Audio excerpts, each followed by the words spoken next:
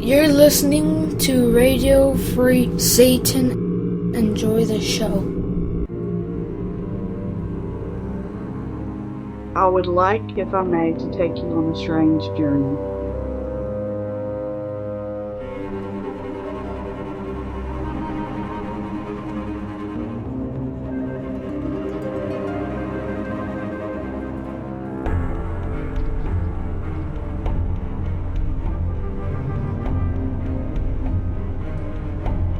It is that time of week yet again. It's 9sense. Welcome. 9sense is a satanic perspective of our modern world, and I'm your host, Adam Campbell. It's January 22nd, and we have one more week after this episode that I didn't originally plan on. So that's right, I'm going to be talking about Radio Free Satan's Fun Drive for another week. Lucky you. It's at the beginning of the show. It doesn't really impact the show at all. You know, that's actually not true. It does impact the show quite a bit. Your donation to Radio Free Satan ensures that Radio Free Satan continues to exist. So it may be a little aggravating me bugging you about it for all of January. Let's assume you don't fast forward past the segment. If you do not fast forward past the segment, and you don't pick up this podcast solely to listen to the interviews, let's say 50% of you are just interview people. The other 50% of you actually listen to this podcast for the reason I made it, and that's for me to deliver my perspective. For that crowd. All of you, really, but I'm going to specifically talk to the Adam crowd. Those of you who like hearing what I have to say. And if not really like it, listen. It doesn't bother you enough to turn it off. You ran out of all your really good podcasts during the week, and this is the only one you have left to listen to, and you're like, it's either that or I listened to, I don't know, Knocking on Heaven's Door for the 1,000th time. Put that down for a minute. Just listen to this. Radio Free Satan delivers you, the audience, a lot of, I'm going to say original content because of the way it's delivered. It's not original as in they didn't write the songs for the individual DJs, but they did take their time out of their lives, of which they have busy ones, to collaborate to put these songs together. They're not getting anything out of it other than the satisfaction of knowing that there's an audience listening to it.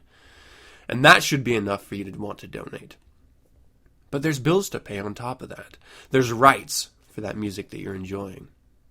So please, if you have the capacity, if you are able, push $1, push $5, $10, $20. If you can push 1,000, push that toward Radio Free Satan. There's a donate button on the home page. It's very much appreciated. And if you do, I'm going to give you a little gift. You're not paying for the gift. You're donating money to Radio Free Satan to keep it going. But because you do that, I'm going to give you a gift. And all you've got to do for that gift is prove that you paid it. That's it. Nothing fancy, nothing time-consuming. Just prove it and you get something for free. Who doesn't like free shit? Really? Okay, but the free stuff you're getting is great. So for $10, I'm going to give you a track that I have now branded as Black House Blues. This is a experiment in music that me and a couple other fellow devils have put together. You can find out information at blackhouseblues.com. There's actually a Facebook page, there's a Google Plus page, and there's a SatanNet page specifically for it as well. Now, nothing has been announced as of yet, but it's in the mail, people. And if you donate $10 to Radio Free Satan, you're going to find out before anyone else what it means. You're going to get this first song that we collaborated on, and it's a good one. And I'm not just saying that because I'm in it. I am saying that because I had a part in the actual song, but really, it's actually a really good song. And it's not just a really good song because of the way we performed it, though that is also a huge part of what makes it a very quality song, but the original that we had sort of transformed into a more bluesy take was an amazing song, and one that is very well known and important to us Satanists. So, if you want to hear that song, donate $10. $20 is going to get you my ebook, and you can have that as an EPUB, so you can manage and read it however you'd like, or as a high-res PDF. $50, you're going to be the first. Oh, one of the first. I'm the first. Deal with it. To get a 9sense t-shirt. Now, these are not available yet. So the only way you're going to get your hands on one of these bad boys, assuming you even care, and if you're listening to this, I'm hoping that you care. But even if you don't, listen up anyway. This is the way you're going to do it. You send $50 in to Radio Free Satan. I'm going to send you...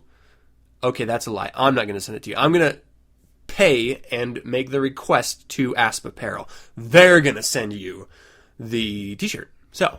9sense t-shirt, gratis, free, all for you, as long as you donate $50. And at any of those rates, if at $20 you want the song rather than the ebook, no problem. If at $50 you want the ebook or you want the song rather than the t-shirt, no problem.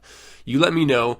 We really do appreciate the support you guys have given us in the past and, knock on wood, in the future. So thank you so much for putting up with me.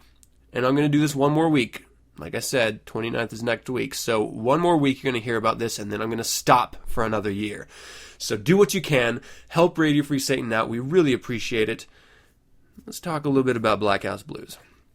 So I had mentioned that this is sort of the experiment name of a few devils. And this really started with Les Hernandez and myself. He came here last August, and I had mentioned... not only in our interview with Les Hernandez late last year, but also in previous episodes randomly throughout since, that, I mean, this project had so many times that it was going to die, and we just kept trying to get other people involved that were capable of setting it up the way we wanted it set up. Ultimately, we ended with an amazing group of musicians, and we collaborated together.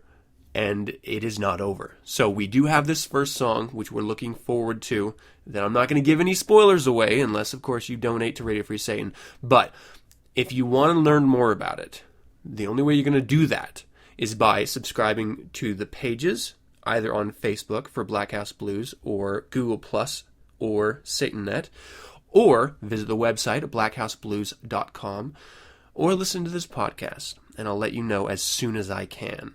But like I said, there's more stuff than just that first track coming out. And I'm not only collaborating with these amazing musicians that helped me with that first track. Black House Blues is going to deliver a lot of other wonderful satanic takes and originals on some really amazing songs. And these are going to all be in the vein of blues, though the one I'm working on right now is a little bit more jazz, but it's slow, it's full-on attitude, it is sexy, and it is going to kick ass. I cannot wait for you guys to hear this. I'm really excited about it. So, stay tuned for that. Very exciting as far as 9sense is concerned. And, like I said before, Asp Apparel, that t-shirt, that clothing is not, and I have gotten requests for it. The clothing is not available yet. It will be soon. I want to offer Radio Free Satan donators the first chance to get their hands on this t-shirt, this design, and then I'm going to offer it to the general public. Look forward to a big announcement through Asp Apparel. You can check out their website at aspapparel.com, or you can just check their Facebook page, their Google Plus page, they're everywhere, every social network that you need to. So Asp Apparel, 9sense, collaborating in the near future. I also wanted to talk, whenever I hear about Satanists talking about their children, they're always these gifted children, or they're always in these wonderful elitist positions, and no one ever seems to talk about their kids that are just normal, struggling children. Well, I've got some normal, struggling children, and it's not easy being a parent of any child. They present challenges that you may not have anticipated, you didn't see coming on the horizon, you had hoped in some cases that you never would have to deal with. But as life is, you take what is given to you and you deal it out best you can. My children are amazing. I love them with all of my heart. But, sometimes you deal with things that, like I said before, you didn't anticipate coming down the line. And no one wants advice from other people. We get that a lot whenever we mention troubles on Facebook or any social networking site. People just immediately jump on the bandwagon of, hey, let me help you solve this. Well, that's not what we're doing. Whenever we have a problem, maybe we just want to get it out of our heads, because then we can look at it a little bit more objectively. We can step around the situation rather than just having it rattle up in our brain for a while. We do the best we can with our kids, and it involves a lot of the time deep sorrow, regret, fear, and these are all normal, healthy emotions when you're a parent. If you didn't have those feelings, if you weren't concerned, then you probably aren't doing it right.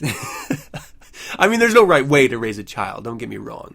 But it's that idea that if you are not living in constant panic that your child is not living up to their full potential, or you're being too involved in their life, or not enough involved in their life, or the challenges that they're facing, you're trying to solve for them rather than allowing them the opportunity to solve it for themselves and learn something from it. There's a lot going on as a parent that, and I don't even really know why I'm mentioning this, because I'm not going to give any specifics, but it's one of those things, like I just mentioned, maybe I just want to step around the problem a little bit and look at it from a different angle. My children aren't perfect. They have a lot of problems, probably me for one.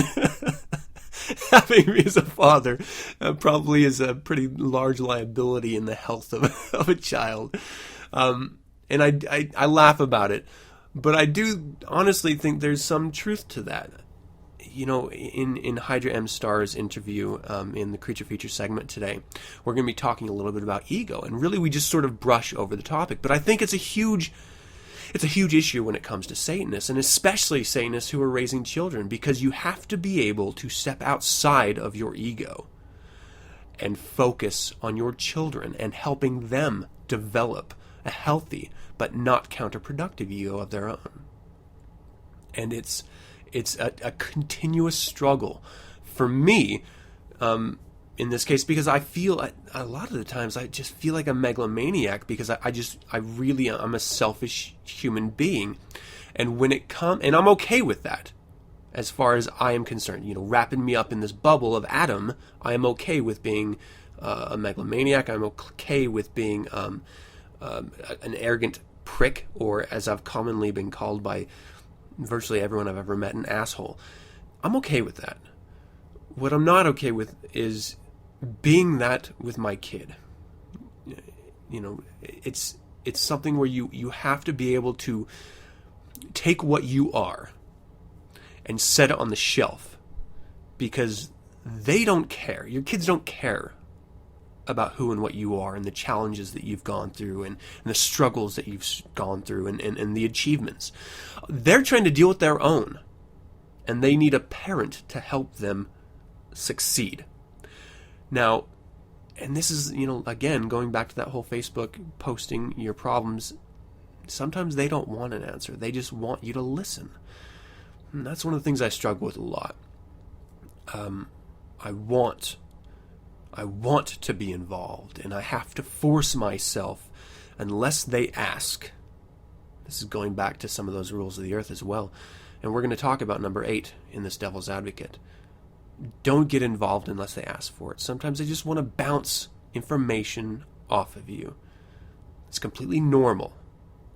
And I'm not saying this because anyone out there has mentioned anything. I feel like I give you a lot of my perspectives about other things, and I never really talk about me as far as my vulnerabilities, my shortcomings. And, this interview with Hydra M. Starr, I feel like I owe it to my audience to be 100% honest, and I'm not looking for advice. I'm just sort of stepping around the problem. So I hope you can indulge me the time that I've spent talking about this in as abstract a way as I've been talking about it.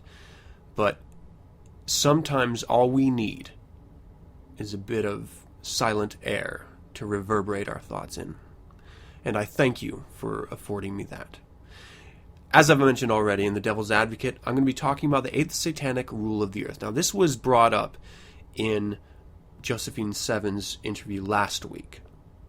and it's a topic that I've talked about briefly when I went over the 11th Rules of the Earth early last year.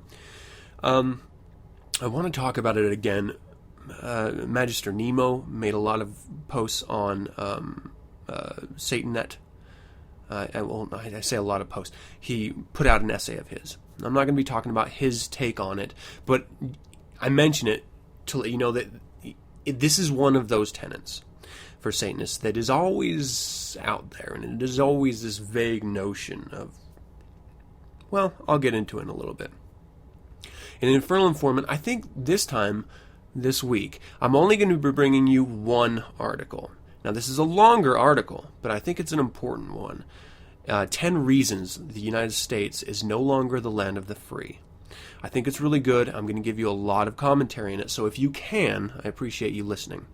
In the creature feature, as I've already said, Hydra M. Star. We're going to be talking about her essay and experience with Lilith Awakened. Available now. Go to lulu.com. Compiled by Anne Oxshire. This is a little bit different. This is not physical abuse. This is not emotional abuse, as we've talked about in the past. This is very much internalized. Now, you can listen to this interview and take away from it that it was an existing problem that was exacerbated by poor familial behavior. Or you can take it as it was caused by poor familial behavior. However you want to take it, this is an interview, and this is a topic that is very, very important. It is something that I think is dormant in every single one of us. Some of us have a more severe experience with it, and I think this is going to help. I hope this is going to help those of you who need it. I don't think I'm going to have time for Bizarre, but I do have one lined up just in case. And that's going to do it for another show. So, please, stick around for the entirety. The Devil's Advocate starts now.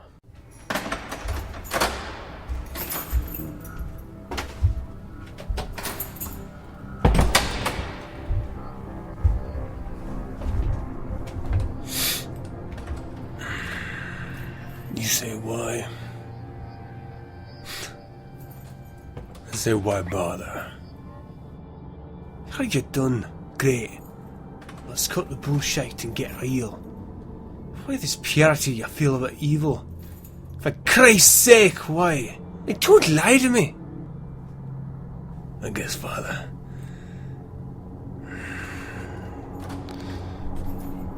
You gotta feel that old nick in your soul, and it becomes clear. Like it did for me, the first time. That's when I realized my one true calling in life. And what's that? Shit, man. I'm a born Devil's Advocate. Welcome to the Devil's Advocate. I'm a Satanist.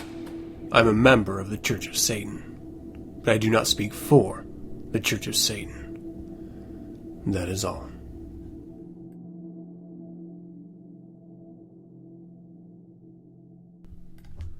Alright, so I said I was going to be talking about the 8th Satanic Rule of the Earth. Now, these are from the 11 Satanic Rules of the Earth by Anton Zandovay, put out in 1967. You can find this on the Church of Satan website. But I'm not just going to talk about the 8th, because I had mentioned earlier that this was in response to some interviews that I have conducted already. Well, I'm going to be covering a couple of these, actually. 1, do not give opinions or advice unless you are asked. 2, do not tell troubles to others unless you're sure they want to hear them. And 8, do not complain about anything to which you need not subject yourself. I think these are all connected. Do not give advice or opinions unless you're asked is pretty simple, but it's a complex idea for some people.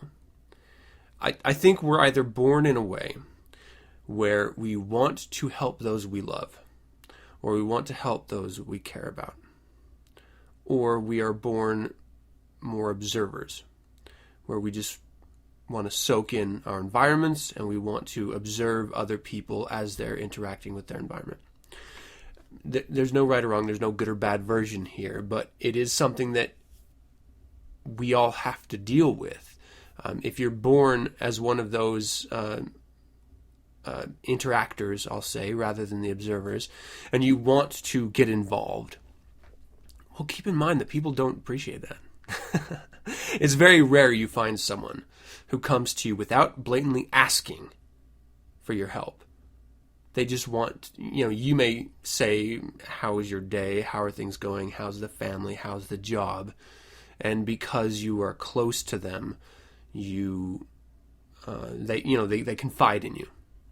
Well, if they don't ask for help, if they don't ask for opinions or advice, and you try to help, what you're doing is inflicting your will on them. And that's not something that you do to your friends. That's not something you do to people you love, people that you respect and hopefully respect you. If you respect them, then you'll respect their willingness and their ability to deal with their problems themselves. As I mentioned at the top, sometimes we just want to see the other side of our argument, and hearing it out loud sometimes is just what we need. Do not give opinions or advice unless you're asked. 2, do not tell your troubles to others unless you're sure they want to hear them. And this, like I said, is the flip side of 1 here. And this is also something that we're going to be talking about in this interview today with Hydra M. Star. It's just, we talked about it briefly last week with Josephine 7 here. When you're talking to someone that you care about, when you're talking to someone that you find it within you to talk to them, if you respect them enough to talk to them on a regular basis, if they've proven, if they've given respect and they've earned yours, well, there's no problem in telling your troubles to them if they expect it, if they want it, and you can know by them not just walking up to you on the street and saying, how are you, but if they delve deeper. If your friend comes up to you, if your spouse, your lover, your child, coworker, boss, what have you, and they ask you, if they come straight out and ask you, if they want to hear what is going on, it's up to you. But if you're comfortable talking about it, tell them. And if it's a case of abuse, tell them. Because they wouldn't be asking if they didn't truly want to know and truly want to help. And if it's the case of a legal issue, if your life is at stake, well, be damned if they want to know about it. You need help. If you are alone and your survival, well, that's number 1. Get law enforcement involved. Don't internalize these issues. And I'm talking specifically about abuse, because of the interviews and Lilith Awakened book that we're focusing on this month. But in general, emotional abuse, internalized. If you're feeling down, if you want to, if you're feeling out of sorts and you just don't have energy, if you don't like how that feels, if things are overwhelming, if you are drowning in your life, well, find those that love you and get them involved. That doesn't break an 11th rule of the earth. That doesn't make you less of a human being. That doesn't make you less of a Satanist. These are people who have chosen to have you in their life, who have chosen to be a part of your life. Allow them that opportunity, because it just makes you stronger. And then do not complain about anything to which you need not subject yourself. If you are complaining about abuse, if you are complaining that your spouse, be it a man or woman, is emotionally abusing you, is physically abusing you, it's a decision you've made to stay with them. All right? It is your choice to not get out of that situation. So don't complain about it in that case. If you want to be self-destructive, that's your choice. If you want to let something drag you down and ultimately destroy you, I don't care. All right, that's your choice. But don't bitch about it while you're doing it. If you don't want it to happen, if you are not enabling it happening, well then let's go back to those earlier tenets here and get other people involved that you know you love and that you know love you and that care about it. But don't just sit back passively with your head down in the dirt, complaining that your life is horrible and doing nothing to change it. We are adults, we are human beings, and as a species, we would not exist if we were acting like that. We are number one on this earth, specifically because we, as a group, as a whole, do not act like that. Now, our modern culture encourages that. It encourages these unrealistic ideals, but it's your choice to buy into it or not.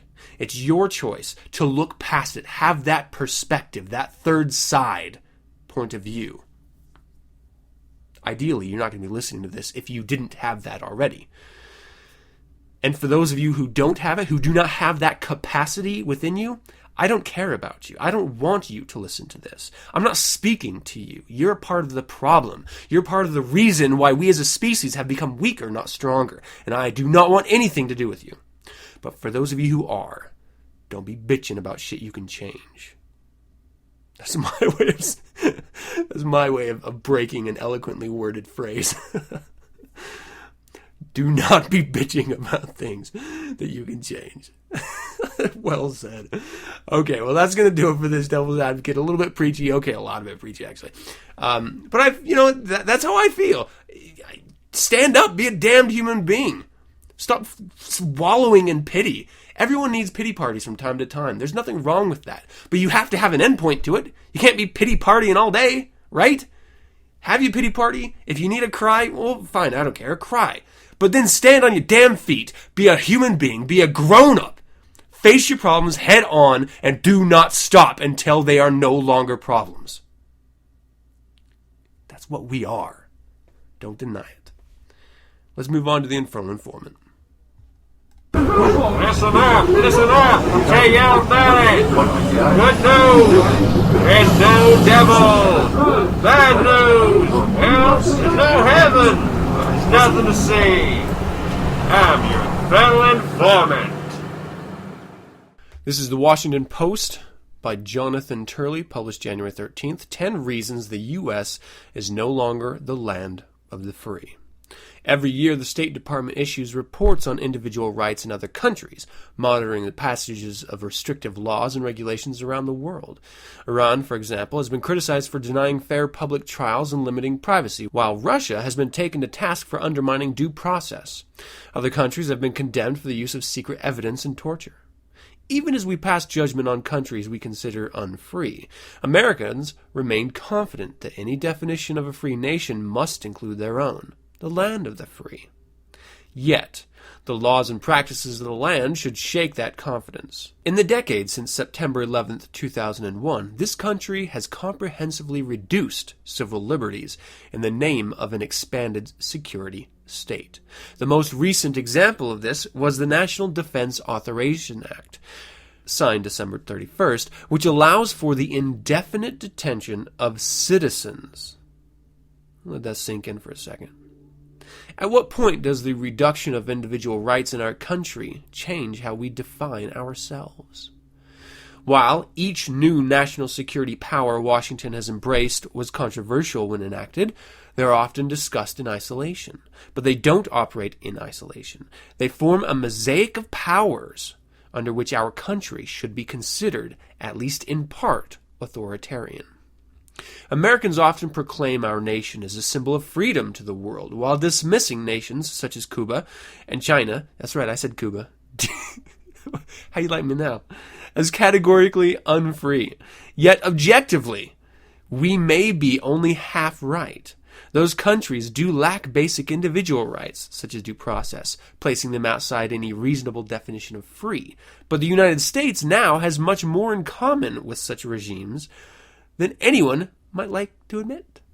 These countries also have constitutions that purport to guarantee freedom of rights, but their governments have broad discretion to deny those rights, and few real avenues for challenge by citizens. Precisely the problem with the new laws in this country. The list of powers acquired by the U.S. government since 9/11 puts us in rather troubling company.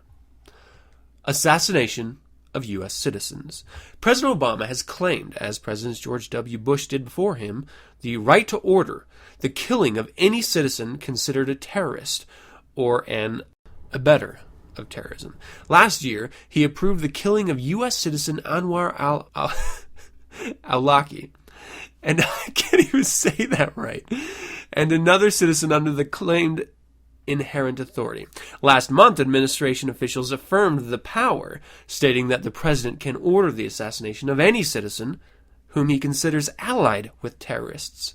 Nations such as Nigeria, Iran, and Syria have been routinely criticized for extrajudicial killings of enemies of the state. Yeah, you heard me right. The president can order the assassination of any citizen, a citizen, whom he considers allied with terrorists. Now, that in and of itself is not scary. That's actually good. Until you think, what's the definition of terrorist? And what's the definition of allied? Because if terrorist is a vague notion, if it's not just political, if it's not just anti-American, what if it's people suddenly who don't agree with the definition of marriage? Now, you may think that's jumping the gun here, but there are some very real Republican candidates who that is a serious issue, who could be seeing that as terrorism. Disagreeing with a Christian agenda could be seen as terrorism. And if you disagree with that, you're a terrorist or you're allied with terrorists. And if that's the case, then that president could order your assassination. Don't poo-poo it, because we're not that far away from it, folks. And that's what terrifies me as a free-thinking individual, as a Satanist. Indefinite detention is next. Under the law signed last month, terrorism suspects are to be held by the military. The president also has the authority to indefinitely detain citizens accused of terrorism. While the administration claims that this provision only codified existing law, experts wildly contest this view, and the administration has opposed efforts to challenge such authority in federal courts. The government continues to claim the right to strip citizens of legal protections based on its sole discretion. China recently codified a more limited detention law for its citizens, while countries such as Cambodia have been singled out by the United States for prolonged detention. Indefinite detention of citizens. Next, arbitrary justice. The president now decides whether a person will receive a trial in the federal courts or in a military tribunal, a system that has been ridiculed and around the world for lacking basic due process protections. Bush claimed this authority in 2001, and Obama has continued the practice. Egypt and China have been denounced for maintaining separate military justice system for selected defendants, including civilians. And yet here we are, doing it ourselves. Land of the free, home of the brave. Tongue firmly planted in cheek. What about warrantless searches? The president may now order warrantless surveillance, including a new capability to force companies and organizations to turn over information on citizens' finances, communications, and associations. Bush acquired this sweeping power under the Patriot Act in 2001, and in 2011, Obama extended the power, including searches for everything from business documents to library records. The government can use national security letters to demand, without probable cause, that organizations turn over information on citizens, and order them not to reveal the disclosure to the affected party. That's right, they can ask for information on you, about your associations, about books you get at the library without even telling you. Saudi Arabia and Pakistan operate under laws that allow the government to engage in widespread discretionary surveillance. Add America to it now. I was bitching about this in 2001 when I was in the military station in Germany when the Patriot Act first came out. I was screaming at my XOs and at my first sergeant and at my company commander. And they all looked at me like I was an asshole. Again, I come back to that term. And that I was blowing things out of proportion. And it's true that, and I mentioned this article, not to enact anything. All right? The reality is, our government is not out to get its citizens. I truly believe that. The United States government acts with the best of intentions. The problem is that there are human motivations behind those, and that there is perspective blurring it all. So, what is a terrorist to a religious zealot, and what is a terrorist to a rational thinking atheist? Two very different terms. And they are very important to understand when you're the one in power. So do I think that Obama necessarily is going to be tapping my phone? No, I don't. Could he, without me knowing? Yeah, he could be. The notion itself is a little bit scary. But there's no reason to be scared. Just keep in mind that we, as Satanists, obey the law. With that in mind, it all comes out in the wash. So if something does happen, you may be in the unfortunate situation of being at the sharp end of that stick. But in the grand scheme of things, in the evolution of a species, it won't be a problem forever. And that's a little abstract, I know, but I think you're catching what I'm putting down here. I think you're understanding what I'm saying here. How about secret evidence? The government now routinely uses secret evidence to detain individuals and employs secret evidence in federal and military courts. It also forces the dismissal of cases against the United States by simply filing declarations that the case would make the government reveal classified information that would harm national security, a claim made in a variety of private lawsuits and largely accepted by federal judges without question. Even legal opinions cited at the basis for the government's action under the Bush and Obama administrations has been classified. This allows the government to claim secret legal arguments to support secret proceedings using secret evidence. Sounds like a bunch of bullshit, right? That's because it is. But it's real and it's happening. In addition, some cases never make it to court at all. The federal courts routinely deny constitutional challenges to policies and programs under a narrow definition of standing to bring a case. War crimes. The world clamored for prosecutions for those responsible for waterboarding terrorism suspects during the Bush administration, but the Obama administration said in 2009 it would not allow the CIA employees to be investigated or prosecuted for such actions. This gutted not just treaty obligations, but the Nuremberg principles of international law. When courts in countries such as Spain moved to investigate Bush's officials for war crimes, the Obama administration reportedly urged foreign officials not to allow such cases to proceed, despite the fact that the United States has long claimed the same authority with regard to alleged war criminals in other countries. Various nations have resisted investigations of officials accused of war crimes and torture. Some, such as Serbia and Chile, eventually relented to comply with international law. Countries that have denied independent investigations include Iran, Syria, and China. Now, add America to that list. Now, actually, in this case, I don't care. If, with the best of intentions, if we are committing torture and it gets us information, I don't have a problem with that. What I have a problem with is that torture doesn't necessarily give you good, actable intelligence. And that's the problem with torture. So I don't have a problem with torture. I have a problem with the information torture gets us, in that it's not as accurate as other ways of getting information, of interrogation. With that in mind, I give a damn about what the rest of the world thinks of us. If they're going to bow down to what we demand, well, you know what? That's their choice. We have the authority given by them to do things like this, to be this hypocritical. We are the great Satan. Don't be stepping up. I'm like adding in these weird like urban sayings. I sound like an old white dude trying to be hip. I'm really not trying to. How about secret court for the next one? The government has increased its use of the secret foreign intelligence surveillance court, which has expanded its secret warrants to include individuals deemed to be aiding or abetting hostile foreign governments or organizations. In 2011, Obama renewed these powers, including allowing secret searches of individuals who are not part of an identifiable terrorist group. The administration has asserted the right to ignore congressional limits on such surveillance. Yeah.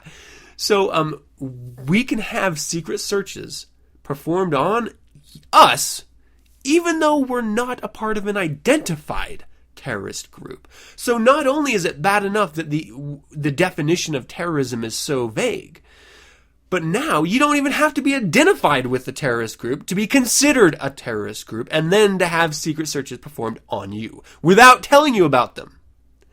It's insane, right? Hey, but at least we have 31 flavors of ice cream. Right? We are just blinded by commerce so that we just ignore shit like this. Okay, well, what about the fact that Pakistan places national security surveillance under the unchecked powers of the military or intelligence services? We complain about them doing it, but we have no problem doing it. Next, immunity from judicial review. Like the Bush administration, the Obama administration has successfully pushed for immunity for companies that assist in warrantless surveillance of citizens, blocking the ability of citizens to challenge the violation of privacy. Similarly, China has maintained sweeping immunity claims both inside and outside the country and routinely blocks lawsuits against private companies. What about continual monitoring of citizens? The Obama administration has successfully defended its claim that it can use GPS devices to monitor every move of targeted citizens without securing any court order or review. Did you know Saudi Arabia has installed massive public surveillance systems, while Cuba, I said it again, Cuba, is notorious for the monitoring of selected citizens? Just like them, we follow suit. Extraordinary renditions. The government now has the ability to transfer both citizens and non-citizens to another country under a system known as extraordinary rendition, which has been denounced as using other countries, such as Syria, Saudi Arabia, Egypt, and Pakistan, to torture suspects. We can't torture ourselves, but if we use extraordinary rendition and someone else does it, then it's all right. See that? The Obama administration says it's not continuing the abuses of this practice under Bush, but it insists on the unfettered right to order such transfers, including the possible transfer of U.S. citizens. Oh, well, hey, just because they have the ability, that's enough, right? I mean, they're not going to use it. The Obama administration said they wouldn't, right? Right? See the sarcasm when I go up in my voice like that? Right? These new laws have come with an infusion of money into an expanded security system on the state and federal levels, including more public surveillance cameras, tens of thousands of security personnel, and a massive expansion of a terrorist-chasing bureaucracy. Some politicians shrug and say these increases of power are merely a response to the times we live in. Thus, Senator Lindsey Graham, Republican, South Carolina, could declare in an interview last spring without objection that free speech is a great idea, but we're in a war. That's right. He said that. It's a great idea, but we're in a war. Of course, terrorism will never surrender and end this particular war. I love that we as Americans declare war on abstract ideas, because then you don't ever have to worry about justifying it, right? Other politicians rationalize that while such powers may exist, it really comes down to how they're used. This is the common response by liberals who cannot bring themselves to denounce Obama as they did Bush, Senator Carl Levine, Democrat of Michigan, for example. He insisted that Congress is not making any decision on indefinite detention. This is a decision which we leave where it belongs, in the executive branch. And in a signing statement with the Defense Authorization Bill, Obama said he does not intend to I love that. I don't intend to use the latest power to indefinitely imprison citizens. Yet he still accepted the power as a sort of regretful autocrat. I don't want this amazing authority to detain anyone I want, but all right, if you insist, I'll take it. An authoritarian nation is defined not just by the use of authoritarian powers, but by the ability to use them. If a president can take away your freedom or your life on his own authority, all rights become little more than a discretionary grant subject to executive will. The framers lived under the autocratic rule and understood this danger better than we do. James Madison famously warned that we needed a system that did not depend on the good intentions or motivations of our rulers. Quote, "If men were angels, no government would be necessary. But we're devils," right? That's the good part. So we do need a government to look after certain aspects. Benjamin Franklin was more direct in 1787, and Mrs. Powell confronted Franklin after the signing of the Constitution and asked, "Well, doctor, what have we got, a republic or a monarchy?" His response was a bit chilling. "A republic, madam, if you can keep it." Since 9/11, we have created a very government that framers feared. A government with sweeping and largely unchecked powers, resting on the hope that they will use it wisely. The indefinite detention provision in the Defense Authorization Bill seemed to many civil libertarians like a betrayal by Obama. While the president has promised to veto the law over the provision, Levine, a sponsor of the bill, disclosed on the Senate floor that it was in fact the White House that approved the removal of any exception for citizens from indefinite detention. Dishonesty from politicians is nothing new for Americans. The real question is whether we are lying to ourselves when we call this country the land of the free. That's the article. Thank you for sticking in there. There's a lot of chilling suggestions in this. And really there's those two ways of looking at it. Initially, this is just the authority to do things like this when they need it, or this is something that they're doing anyway, and now they're just legally doing it. Look, the government was created to serve and protect the people. We are the ones allowing it to continue. We are the ones electing these assholes to pass these asshole bills, to take away our asshole freedoms. Now, we like to say their freedoms, we like to say their rights, but we're the ones giving them away. Keep that in mind when you vote. And that's why, in my humble opinion, it's so important to vote. Don't ever take the lesser of two evils. Don't ever compromise your integrity. Find someone that you respect and vote them as you will. Problem is, our system is made up of money, and whoever has the most money gets into office. Well, that's not going to change anytime soon, but that doesn't mean we should just cow our heads and let things happen because they're just going to inevitably happen anyway. We're Satanists. Stand up. Make a choice. Own it. And live it. Whatever it is, it's got to be yours. And if you're okay with provisions like these, if you're okay with a less free America, there's nothing wrong with that. It's a choice. I'm not entirely sure I am. Let's have a short break. We'll move over to Creature Feature. Metal Breakfast Radio.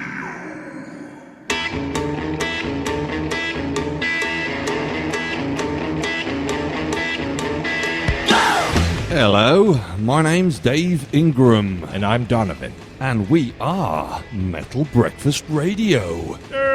Inviting you to join us with a few beers each week. For a dose of metal scrutiny. Some verbal skullduggery. And a hell of a lot of rubbish. Find us on metalbreakfastradio.com, darksentinel.dk, and radiofreesatan.com.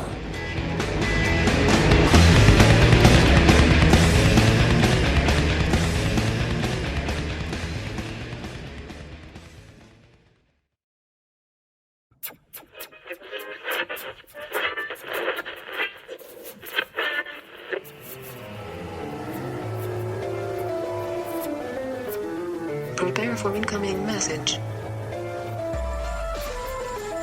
Prepare yourself for Deep Six Radio.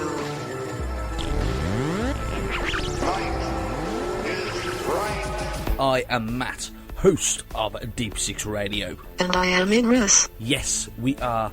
So if you want to be one of the six taking on the oh-so-lovely Idris and want to be featured on the show, send your emails and MP3s to us at deep6@radiofreesatan.com. Include a bio and anything you want mentioning on air. We are open to any genre apart from rap. Deep Six also includes a fine selection of alternative rock as well as multiple other genres. So why not jump on the roller coaster? That is Deep Six Radio. Deep Six is available on radiofreesatan.com and also iTunes a week later. We look forward to you joining us.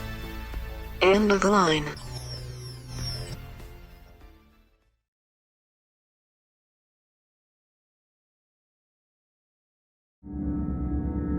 Oh God! No, just me. Did you know that after the heart stops beating, the brain can function for well over 7 minutes? We got 6 more minutes to play. Why are you screaming when I haven't even cut you yet? Welcome to Creature Feature. Welcome to another Creature Feature. I'm being joined today by Hydra M. Star, and we're going to be talking not only about her essay in the recently released Lilith Awakened, though we are going to be touching on that, but also some of the other projects that she's got in the works, and I got to tell you, there are quite a few of them. Hydra, thank you so much for joining me. How are you tonight? I'm doing fine, Adam. How are you? Thank you for having me. Oh, I'm good, and it's really a pleasure. Before we get started, before we dive right into everything that we're going to be talking about, can you tell me a little bit about yourself? I was born and raised in North Carolina. Still live in North Carolina. I typically describe myself as a simple country girl gone bad. Yeah, I was raised on a farm, on a working tobacco and cattle farm. Oh, wow. Yeah, I'm just a country girl gone bad. I now live in Charlotte, North Carolina. So I moved to the big city. Nice. That's really kind of my story, I guess. Is that something that, because there's always that sort of country and southern tale of growing up on a farm and wanting to get to the big city. Was that something that was a big thing for you growing up, or did that sort of just naturally happen with the direction your life took? I always wanted off of the farm. I hated it. I mean, I love the animals. The animals were the only part of it I loved. I loved the chickens and the cows and the pigs and the goats. I had a pet black goat for a very long time.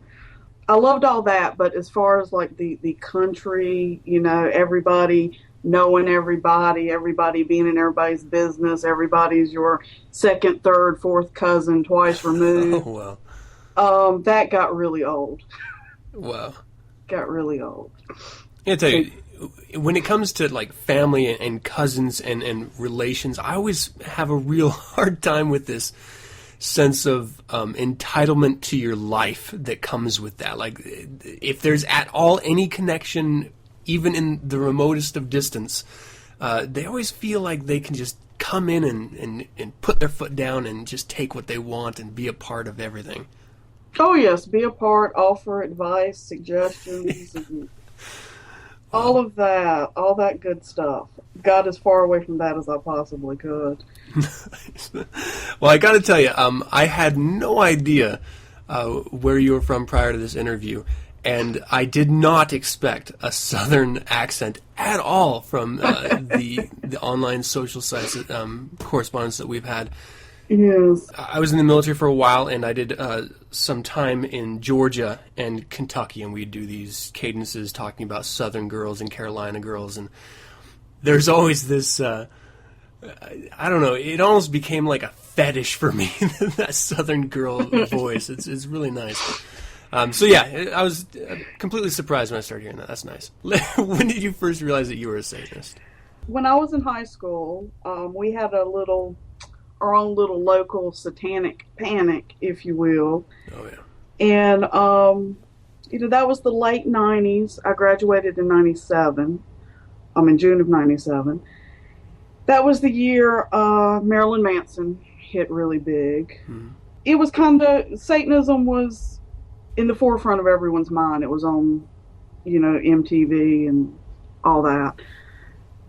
And I just went down, had a few friends. I used to go to the bookstores and all, and I came across the Satanic Bible and bought it. And honestly, I expected it to be kind of a cheap thrill. I was expecting a lot of more devil worship type things. And it really just made a lot of sense. I mean, and a lot of it echoed things I already felt and believed, and ways I viewed the world. And that was kind of all she wrote. No turning back after that. Nice. I was a Satanist, much to the chagrin of my entire family. So you did come out and tell them all at once? Oh yes. Oh yes. My that is the thing about my family. We're all very open with each other. I had an uncle who was involved with the Luciferian cult before I was born. So I mean, they were they didn't know anything about real Satanism, but they were somewhat, I guess, prepared by him for that possibility. And I mean, really, no one freaked out. Quite honest. Nice. Yeah, I mean, no one gave me any trouble in the family. So, yep, came out. That was all she wrote. Nice. And when did you first join the Church of Satan? Not very long thereafter. I joined the Church of Satan as a gift to myself for my 19th birthday. Nice. Which would have been in early September of 1997. Oh, wow. So I've been a member for a pretty good haul. Nice. And you say it was a present to yourself. Was there any motivational factor for you to join? Well, Adam, at that time, people today, they get on the Facebook and they go to the various Church of Satan member-owned websites, and they interact and they hook up with other Satanists, and they talk about Satanism, and they post about Satanism and all this good stuff. And in 97, there was none of that. Mm-hmm. The Church of Satan's official website didn't come out until 1999, and I remember that quite vividly, visiting it for the first time.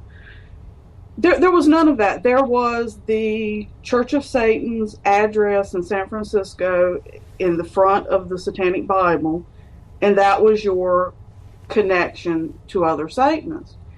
And I'd written a letter after reading the Satanic Bible and being impressed and asking for more information, and received back information on Dr. LaVey's other books and things about the church and information on joining. And it was $100 at that time to join, and that was just what I wanted to do for my birthday.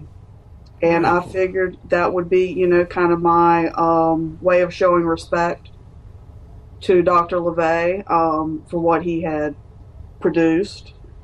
And it was just what I wanted to do. So do you think that you went into it at all with an intention of maybe reaching out to other Satanists, or were you content with just being, the Satanist in your area and just being content with the books and the writings? And for a while, I did want to meet other Satanists. I did go to school with a couple of people who also became involved in Satanism, and they sort of lost interest as the years progressed, and I lost contact with them. There was that desire to meet other Satanists, but it wasn't the driving force. Yeah. I've always been perfectly happy just with a few close friends. So there was no driving force to meet and do rituals and that sort of thing. Yeah, and I mean, even for me, that was never really, like, I joined and then I just sort of fell off the map as far as structure goes, you know. It was years later before I ever even outed myself online or reached out to others, so it was sort of the same for me. Like I said, I remember vividly the Church of Satan's website going up, but it was years before I really made any contact online with anyone. It was probably late 2005 before I really made any sort of effort to do anything like that. Well, very cool. Let's direct this a little bit toward Lilith Awakened here. How were you first introduced to the idea of this compilation, and how were you, how did you come about to put your essay in here? Well, Anne contacted me. Me and Anne had been friends for a while on Facebook, and we had spoken, I think, once or twice via phone. She contacted me, and the original idea of the book was about satanic women who had overcome rape and sexual assault. And that was a little narrow, I think, in topic matter. I talked to her about it, and I told her, what I would like to write. And she agreed that it would be interesting. And it just kind of took off from there. Nice. She really put everything together. I just wrote my part. Yeah. Can you tell us what topic it was that you convinced her that it was a good fit for the book, and maybe talk a little bit about it? Body dysmorphic disorder, BDD. It's something I was diagnosed with, you could say, when I was in my late teens, around the time I discovered the Satanic Bible, in fact. It's I hate to call it a mental disorder, but it is a mental disorder that affects self-image. Basically what it is, it's an obsessive compulsive disorder where the person becomes obsessed with one or more aspect of their appearance, usually in a very negative way. As I said, it's an obsessive compulsive disorder, so there's a lot of, I can be a little OCD at times on top of this, with checking the alarm clock 5 or 6 times before I can go to sleep, checking to make sure the door is locked 2 or 3 times a night, that sort of thing. But basically, with the obsession with appearance, is it ties a lot into the person's self-worth and self-esteem and how they interact with other people. I don't feel I had a severe, or I have a severe case of it, because it never crippled me to the point where I wouldn't go out in public, because there are some people who get to that point where they won't even interact with other people. It never got to that point with me, but there was a long time where I wouldn't allow photographs to be taken of myself, and I obsessed over my weight, especially. Yeah. And I would obsess over my cheeks, my lips, my forehead. I've always had bangs. I've always cut my bangs because I don't like my forehead. That sort of thing. I mean, it can be very crippling. Yeah. What, doing a little bit of research for Lilith Awakened, I went and previewed the book, and your story is really the first and only partially previewed story on there. And I had a real hard time reading it, and it wasn't because of an emotional connection with, maybe a family acting as, a like manner, because I really have no connection like that. But I still found it like it was, let's just say it was very difficult for me. I immediately had an emotional connection to the experience that you were narrating, and I wanted to react in that story, as absurd as that notion is. When you were writing this, is that something that you were trying to do? Were you trying to evoke an emotional connection or reaction, or were you just really putting what you had experienced down? I was really putting it out there because a lot of it, the part I believe you're speaking of is the where I tell of my grandmother sitting me down and explaining to me that I was fat and that I needed to lose weight and take laxatives and make myself throw up and do these other things to trick people into thinking I was eating when I really wasn't. And this sort of thing that, I was basically going to be alone for the rest of my life. If I didn't lose weight. That's just my experience. That was just my life. I just wanted to put it out there in such a way that people could understand that that's really what happened. Yeah. That, because for a long time, my family has been in denial. Because I confronted my grandmother when I was 19 or 20. I confronted her on that incident in front of the family. And she just kind of brushed it off and said it was no big deal. That's just, how it is, how life is. Wow. So, I kind of wanted to put that out there to the world that, these things happen and that it's not cool and it does have a lasting effect. Yeah, I mean, a real powerful lasting effect. It's amazing to me. I don't know, and maybe it's coming from, a position of a Satanist where, you focus on, well, that's sort of a blanket term here, but I like to focus on my, coming to my children here of what they are good at, and not really trying to mold them in any specific way, whether it's appearance or actions. And so it's always hard for me to, hear about or read, people that really do. It's almost like they have no care about what the reaction or the result of what they're saying. Like, they're so focused on how you may be perceived through them, like they're going to get a reflection of your appearance or something, and it's going to look bad on them, so they feel obligated to say something or force you to do something else. Or it seems like it's less about you and more about them, I guess is what I'm getting at. Oh, this was, with my grandmother, it was totally about her and her own issues.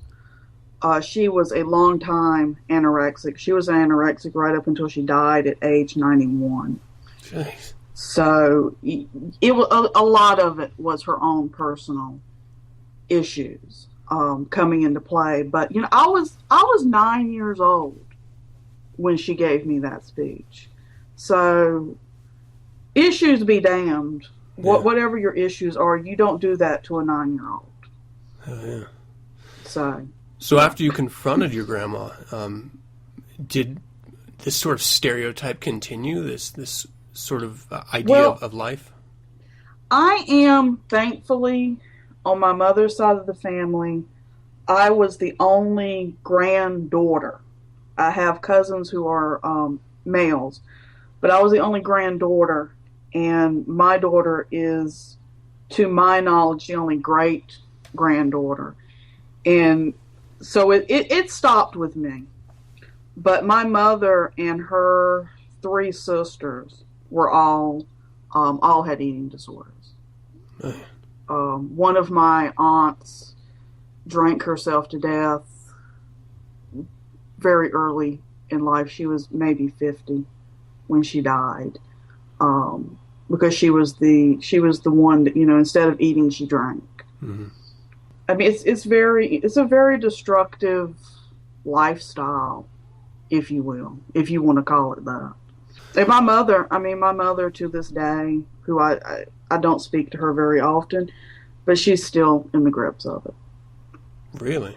Yeah. I mean, she still starves herself, and she'll take diet pills and things such as that to really speed up her metabolism to try and lose weight.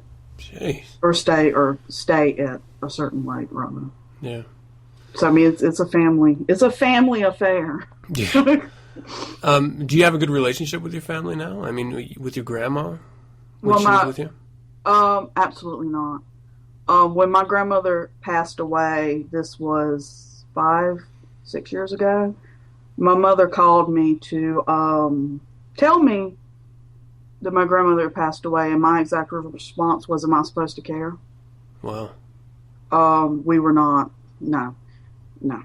My grandfather, yes, I was close to him until he passed, but my grandmother, no. I'm not close to my mother either. I was close to one of my aunts, and she passed away a few years ago, but no. We are not a close family. Yeah. And part of that is because I don't particularly want them around my daughter. Because the family greeting in my family is, hello, fill in blank, God, you've gotten fat. Holy shit. I mean, that's the I mean, my mother and my aunt and my uncle came to visit when my daughter was 2 years old.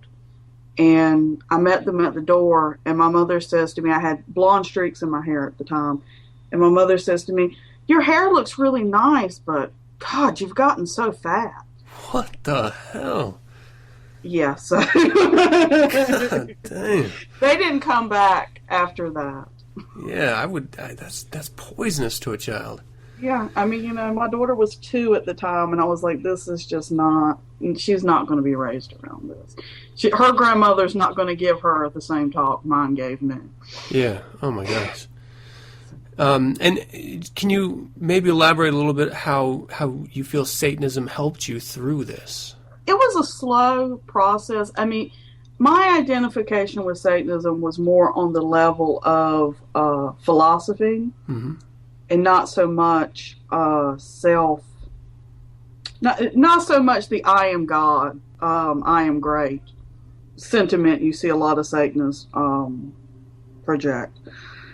It was more philosophy, and it took a long time from reading The Satanic Witch helped a lot. And understanding that our society has certain ideals that it projects that are not based on reality. And Christianity and belief in God is one example of that, but there are many others. And one being the idea of what is sexy, what is attractive physically. And that was a big thing for me. I had to process that. Mm-hmm. Because as I put forth in the essay, it didn't sink in right away. And I feel if I'd read The Satanic Witch first, I probably would have said, this LaVey character is really weird, and kind of put the book to the side. But I'd read his other works first, and I understood where he was coming from and the way he saw the world, and I really respected him and his opinions on things, and I gave it a shot. Can I ask what you found strange about the Satanic Witch that was maybe off-putting? The idea that a 9 o'clock, as we as Satanists see a 9 o'clock being, that a 9 o'clock could be attractive to anyone, that anyone would want to date, have sex with, marry a 9 o'clock. That just totally seemed just preposterous to my mind. And do you think that maybe that reaction to it came from your experience with your grandmother, maybe? Absolutely.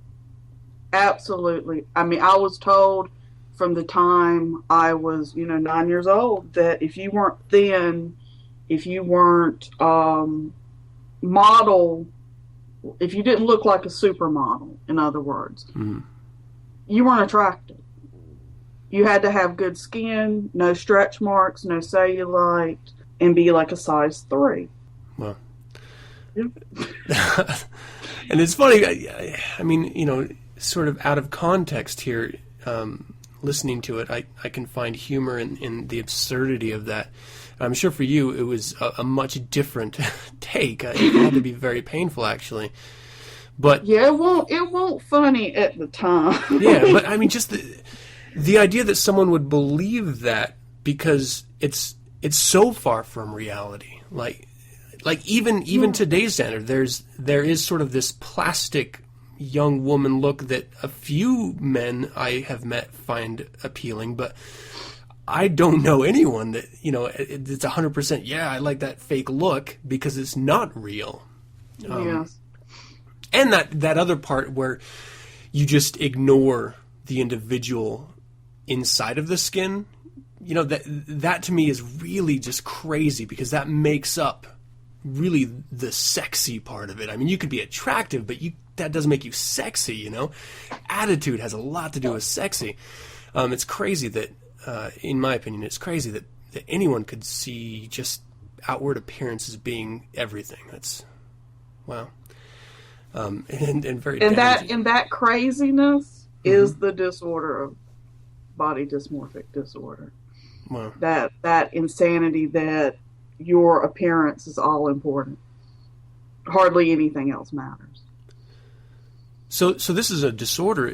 I mean, this is ongoing, right? I have overcome a great deal of it. I still have moments where the obsession kicks in, where I catch a glimpse of my hair in the mirror the wrong way, and I'm convinced I'm going bald. Just little crazy things like that. And when those things happen now, I just kind of take a breath and say, okay, Hydra, you're slipping back into that again, and just kind of shake it off and go on, because that's what you have to do. And it's amazing that you're able to step outside of that obsession and see it for what it is, and sort of change direction on the fly like that. That it takes a powerful person to be able to do that.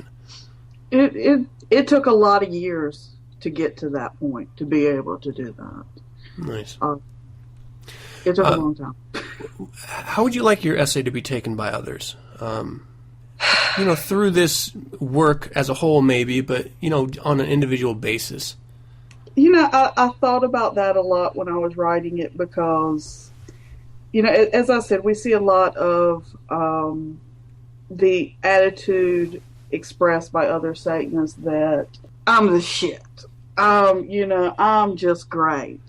I'm wonderful. I'm perfect. I'm, the God of all things I see. I guess what I'm getting at is that even though we're Satanists, we're still going to have self-doubt. Yeah. We're still going to have issues that we have to overcome. And some of us have bigger issues than others to overcome. And that it's okay as a Satanist to have moments where you feel less than perfect. You feel less than even whole. And that you have to find a way to be okay with who you are and with your shortcomings and your disabilities, if you will. And then that's okay. It doesn't make you less of a Satanist to not be this perfect projection of womanhood or manhood.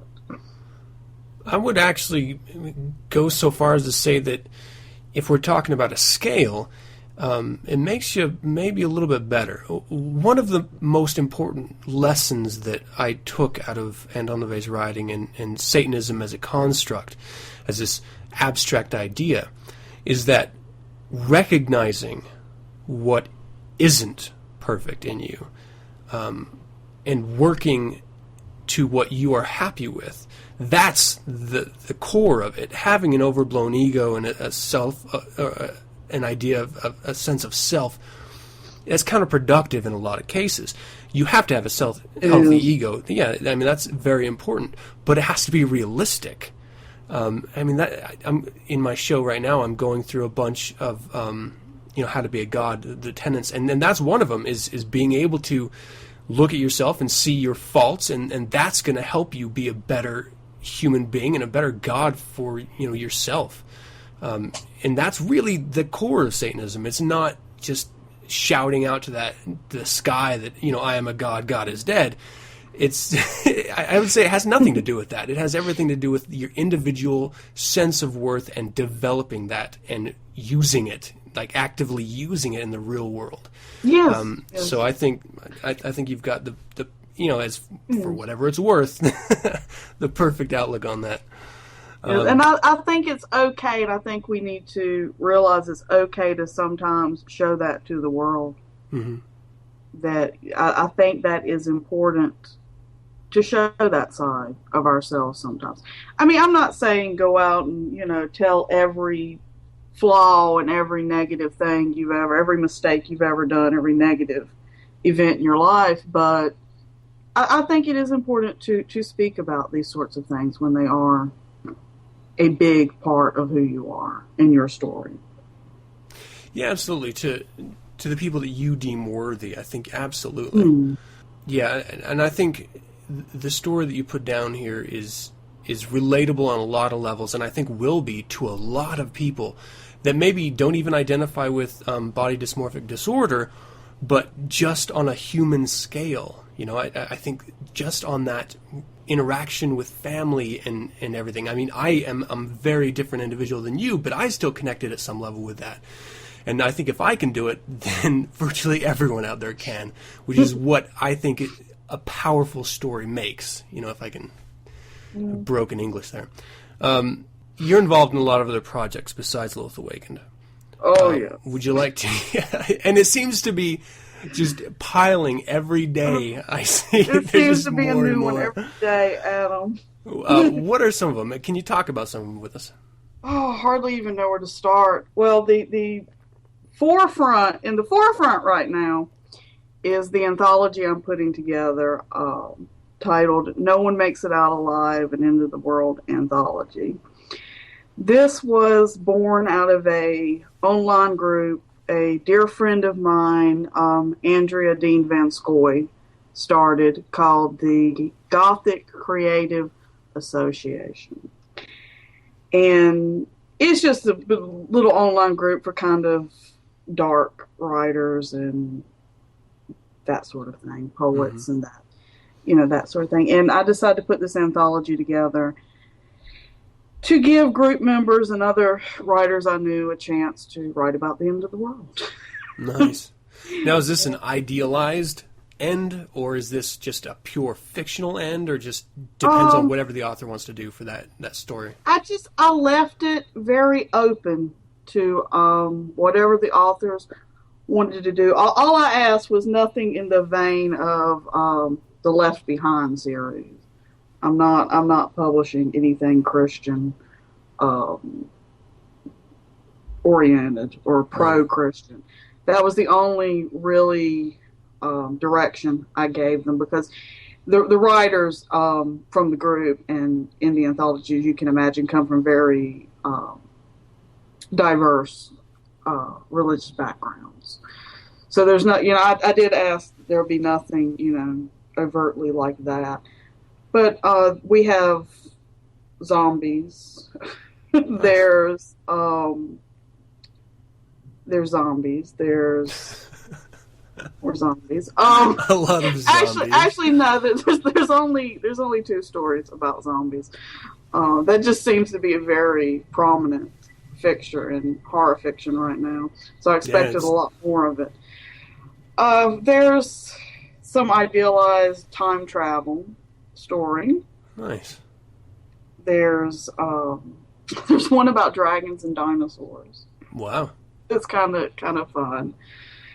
And I'm writing a piece for it about 4 Satanists set in the year 2086 that are dealing with the gates of hell opening.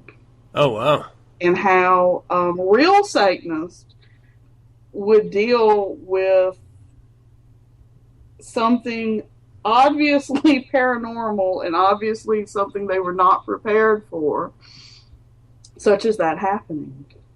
That could be a really fun read. It's it's gonna be funny.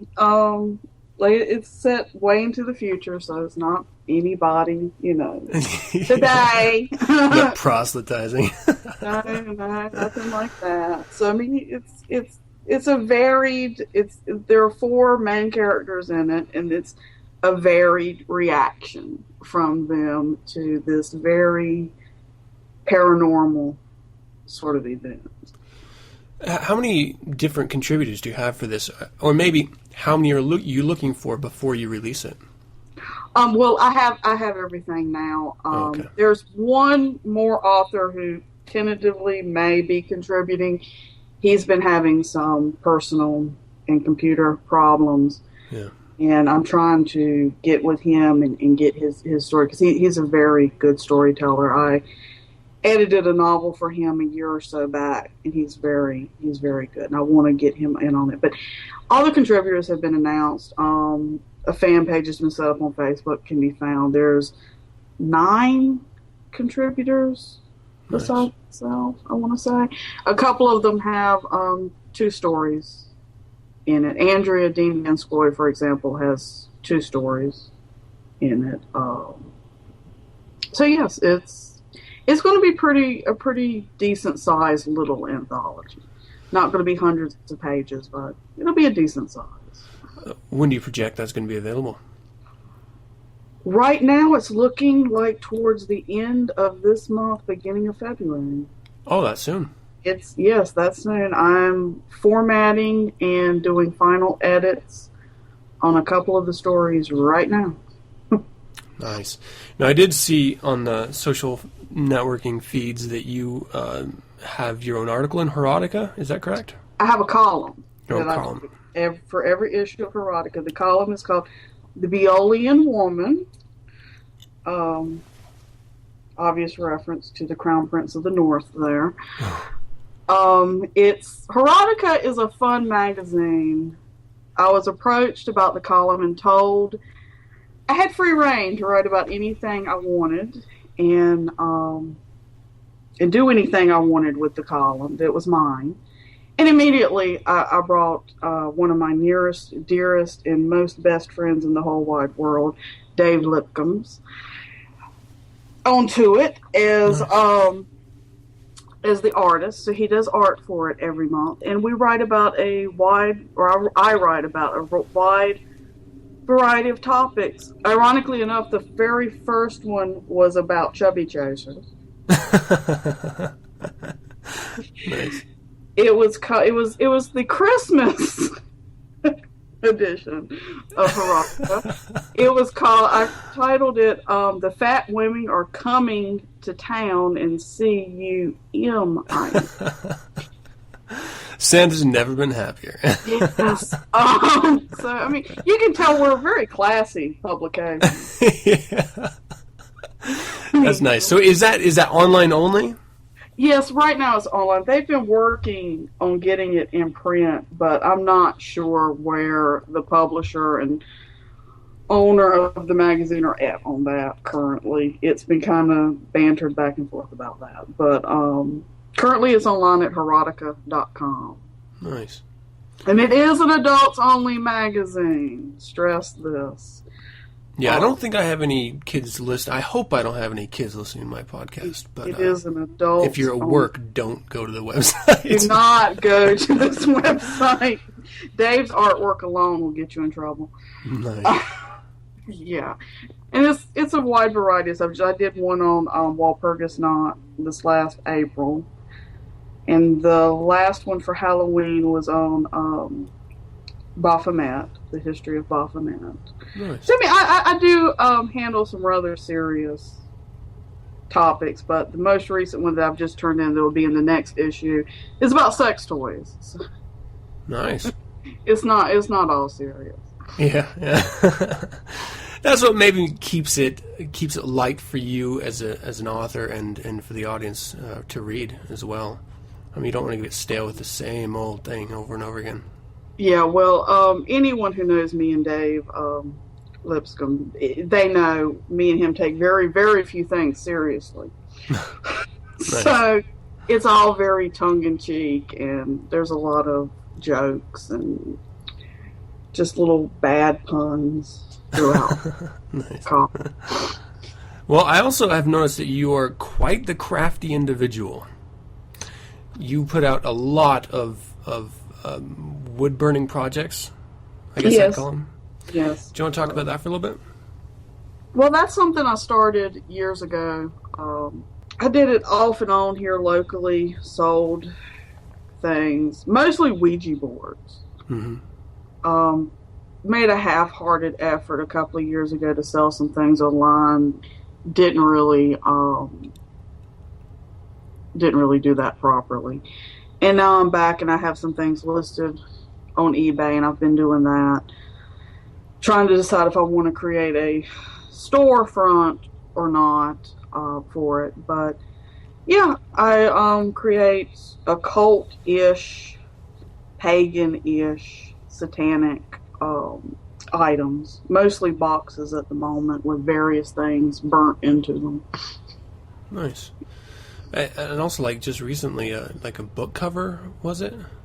Oh yes, that's the you're speaking of the book box I did. I did that for my best friend's daughter for the holidays, and it's her favorite. It's her daughter's favorite book, Lips Touched 3 Times, and I recreated the cover for that book onto this box for her, and then stained it to match the cover.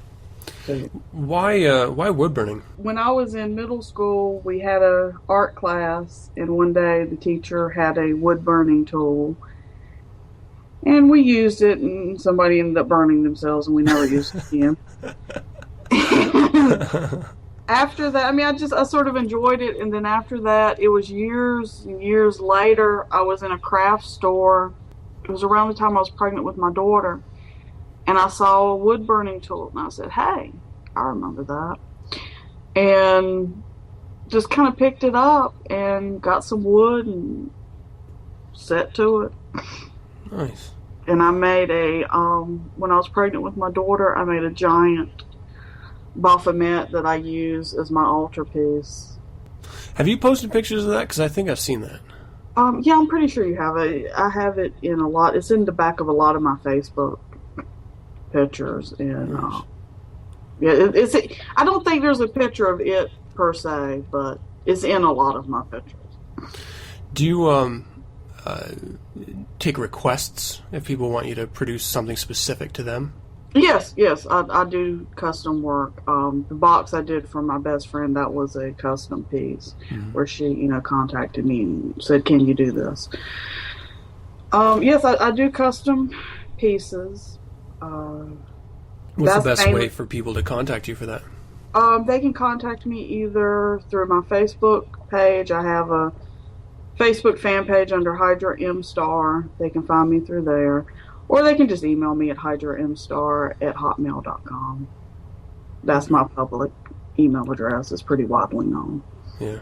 Thank you so much for joining me. I appreciate the time that you've been able to devote to this show of mine. I know my audience is going to enjoy it. Lilith Awakened is available now, everyone out there, so please go out there, investigate a little bit. You're probably going to want to pick up a copy. Pick up a copy for your mom, too. It can't hurt, right? I actually got my print copy today. Oh, nice. Also, I'm actually looking forward pretty heavily to that story on the end of the world that you were talking about, that you authored. So, that should be out beginning of next month at the latest. All right, I will keep my eyes peeled. And I also have another collection coming out soon of stories that deal with. I'm actually working on a whole series that deals with the 4 crown princes as characters. Oh, really? Yes. That's something I've been working on for a very, very long time. Very long time. Do you have anything set up talking about that yet? No. That is still the first book is going to be 3 short stories that deal with their lives prior to the quote-unquote descent from heaven, and it sort of lays the foundation for the family structure within the family that is the ruling body of hell. So it's loosely based on the Christian mythos of angels from very falling. very loosely based on Christian mythology, Islamic mythology, and a whole bunch of other stuff. Wow. Yeah, it's a whole bunch of other stuff. We'll be looking for that too. I'm always interested in hearing different people's perspectives about stuff like that. Cool. Well, again, thank you very much for your time. I'm sure we could continue going on for quite some time with all the other things you got going on. I hope to talk to you again in the future when some of this other stuff is released. So maybe you'd be willing to come back on and talk a little bit more about those when that time comes. You are welcome to contact me anytime. Great. Have a fantastic night. Good luck with everything. Hail Satan. Hail Satan. Thank you for hanging in there. This was a really, really long episode. I know it takes a lot to sit down and listen to me, and I do appreciate it. But that's going to do it for another show. I hope you enjoyed it, and I would love to hear from you. Visit the website 9sensepodcast.com and send your correspondence to info@9sensepodcast.com. Let me know of any suggestions, critiques, corrections, or general comments you might have. You can visit the SatanNet, Facebook, Google+, Twitter, or MySpace page for 9sense and get updated on weekly topics. Listen to the show at radiofreesatan.com or download the show Monday nights via my RSS feed found at 9sensepodcast.com. You can also subscribe via iTunes by searching 9sense, and if you do, don't forget to leave a rating or comment. If you'd like to learn more about the Church of Satan, visit churchofsatan.com. And if you'd like to hear other fine satanic voices, music, or personalities, visit radiofreesatan.com, an online streaming radio station. Once again, thank you for joining me, and as always, I am your host, Adam Campbell, and until next week, hail Satan!